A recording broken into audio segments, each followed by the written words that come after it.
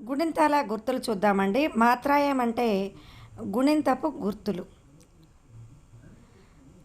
చూడండి, ఈ గుర్తులు నేర్చుకొని ఒక గుణింతం నేర్చుకున్నామంటే మిగతా అన్నీ కూడా అలాగే రాయటమే.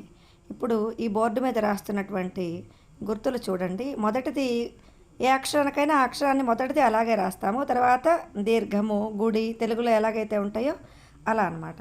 చూడండి, రాసే విధానాన్ని చూడండి. ముందు ఏ అక్షరానికైనా వీటిని కలిపితే గుడింతం తయారవుతుంది. ఈ ఊ ఊ రి అంటాం హిందీలో. రి ఏ అయినా అదే.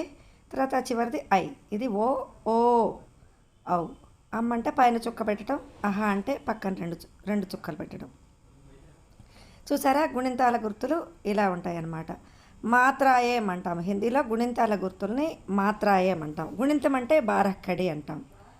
చూడండి, ఇది మొదటిది ఆ, తర్వాత ఈ ఊ రి ఏ ఐ ఓ ఔ అం అహా అన్నమాట ఇవి. ఇప్పుడు ఈ గుర్తులన్నిటినీ కా అనే అక్షరానికి కలిపి మనము కాగుణింతాన్ని తయారు చేద్దాం.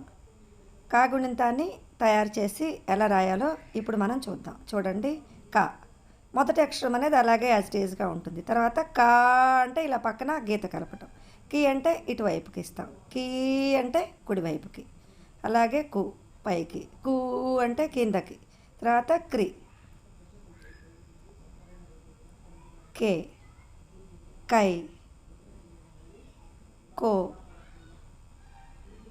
కౌ, కం, కహ. ఇదన్నమాట. ఆ గుర్తులతోటి ఇప్పుడు కాగుణితం ఎలా తయారు చేసామో చూసాం కదా. క, కా, కే, కి, కు, కు, క్రి, కే, కై, కో, కౌ, కం, కహ.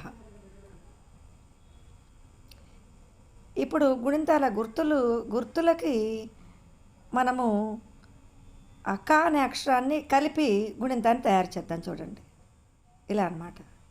చూసారా, ఆ కా అనే అక్షరాన్ని అక్కడ కలపటమే. ఎలా కలుపుతున్నారో మీరు ఒకసారి గమనించండి. అంటే కా అనే అక్షరానికి ఆ గుర్తుల్ని యాడ్ చేస్తే కా గుణింతం తయారైపోతుందన్నమాట.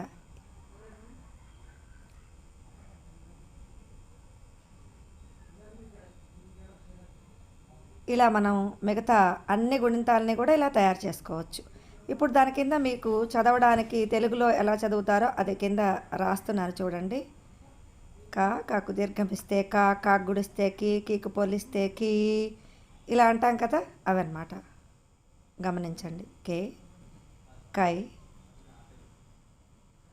కో, కౌ, కం, కహ. ఇలాగే మీరు గా గుణింతాన్ని తయారు